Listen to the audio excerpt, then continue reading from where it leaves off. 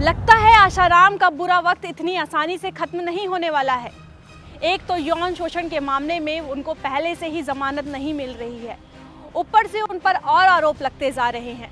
और इन आरोपों की फहरिस्त में सबसे ताज़ा मामला ये है कि वो अपनी कुटिया में लड़कियों के साथ अर्धनंग अवस्था में नहाया करते थे। अभी भी मेरे संपर्क में कई ऐसी लड़कियां हैं जो बताती हैं आसाराम कैसे अंदर बुलाता है, नारायण कैसे अंदर बुलाता है। अंदर बुला के नारायण और आसाराम का एक ही सेंटेंस फिक्स है। वो लड़की को पूछते हैं तू मुझे किस भाव से देखती है।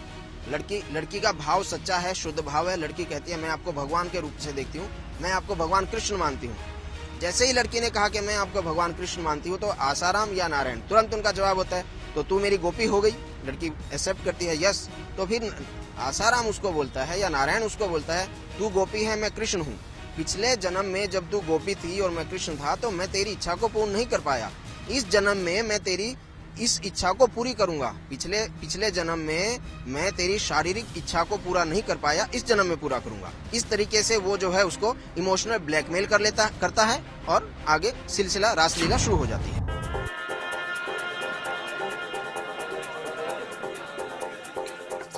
इश्क का मंजन घिस घिस कर पता नहीं कितने दीवाने दुनिया से बेगाने हो गए, लेकिन दुनिया से बेगानों को दीवाना होते आपने नहीं देखा होगा। पहचाना आपने संत श्री आसाराम बापू। सन्यास की सीढ़ी पर चढ़कर स्वयंभू संत पहुंच गए, लेकिन आर्यावर्त की बेमुरव्वत रवायतों ने जोगी को ऐसा झटका दिया कि नौबत यहां तक आ गई। आसाराम अपने पाप के आरोपों की सजा जोधपुर जेल में भोग रहे हैं।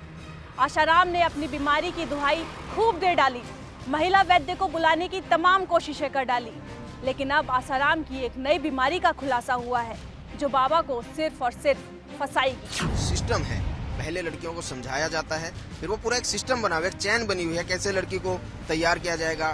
फर्स्ट ऑफ ऑल आसाराम लड़की को सिलेक्ट करेगा, फिर वो जैसे आसाराम जैसे मीटिंग में आएगा, बाहर आएगा, उस पे लड़की पे टॉर्च मार के उसको सिलेक्ट करेगा। जब लड़की सिलेक्ट हो जाती है तो आसाराम की जो गर्ल सप्लाई करते हैं, जैसे शिल्पा हो गई, फिर वो ढेल है, एक वो बंगलो है, ढेल का नाम है निर्मला, बंगलो का नाम है मीरा। ये लड़कियां जो है उस लड़कियों को फिर आसाराम को अंदर सप्लाई के लिए फिर तैयारियां करती हैं। संपदा विपदा भी बनती है। अगर दुष्ट हाथों में आई तो वो अपने लिए, दुष्ट के लिए और दूसरों के लिए विपदा बन जाती। कुछ तो माहौल का असर और कुछ म्यूजिक का। सत्संग और कीर्तनों में कमबख्त शहनाई वाले ने धुनी ऐसा बजा दिया, साधु के दिल का टिंकू टिटहरी हो गया। वैराग वो तो ऐसा, न जमाने की फिक्र और न जज्बातों पर लगाम। इसक के इस म्यूजिकल मंचन में बापू गवा बैठे अपना सुध-बुध।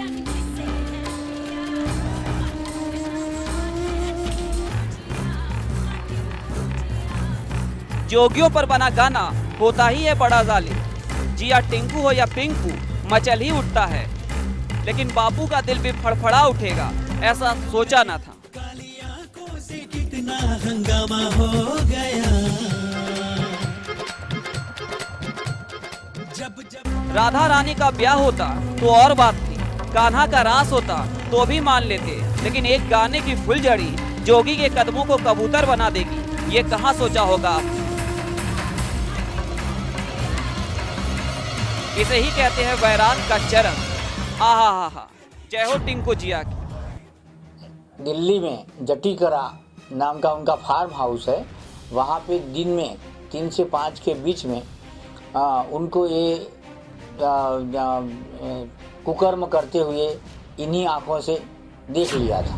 कीचड़ से, बदनामी के दलदल से आसाराम को बचाने के लिए काले कोट वाले इंडिया से लेकर इंग्लैंड तक की दलीलें दे रहे हैं, लेकिन आसाराम पर इल्जाम बेहद ही घिनौना है। उस पीड़ित लड़की की आपबीती में छुपी बेबसी आसाराम की राह में बबूल का पेड़ खड़ा कर चुकी है, जिसके कांटे अब आसाराम को चुप चुप कर बदला ले रहे हैं।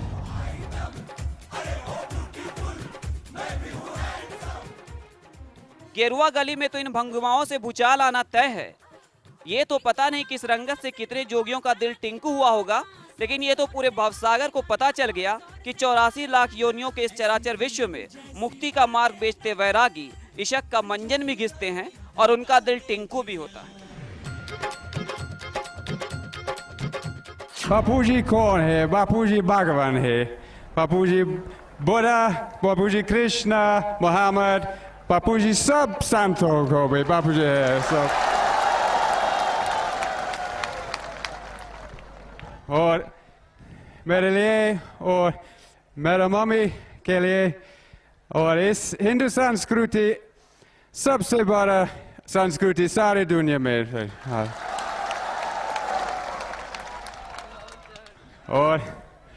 और बापू मेरा पापा है। आसाराम ने पापा बहुत कहलवा लिया। अब अपने पाप के आरोपों की सजा वो जोधपुर जेल में भोग रहे हैं। विदेशी भक्तों के पापा, देसी भक्तों के बापू अब मखमली बिस्तरों पे नहीं, जेल के खुरदुरे बिस्तर पे अपनी रातें गुजार रहे हैं। इन गानों के बोल में बापू को फरेब नजर आता है। पूरी दुनिया प्यार का इजहार कर रही होती है तो बापू के बिगड़े बोल सभ्यता और संस्कृति को तौलने की कोशिश करते हैं।